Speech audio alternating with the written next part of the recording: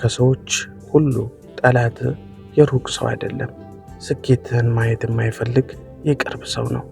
ቤተሰብ ሆኖ ጓደኛ ሆኖ ከጎንህ ቆሞ ፈገግ ይላል። ነገር ግን በልቡ ውስጥ መውደቅህን ይመኛል። አንተን ለማሳነስ ይሞክራል። ህልምህን ያጣጥላል። አትችልም ይልሃል። ግን አንድ ነገር ይረሳል። ጠንካራ ሰው በሰዎች ንግግር አይሰበርም። በመከራ ይጠነክራል። በትዕግስትም ያድጋል። በስራው ደግሞ ያሸንፋል።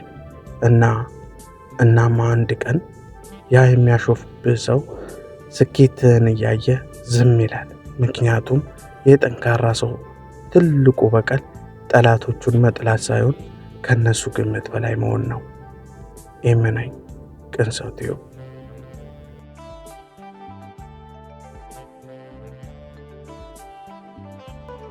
ይህ ቅን ሰው ቲዩብ ነው።